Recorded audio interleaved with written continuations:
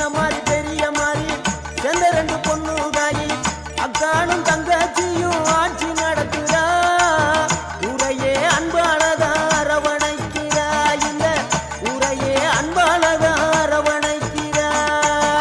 அங்கார ரூபம் கொண்டு கண் கொண்டு பார்த்தா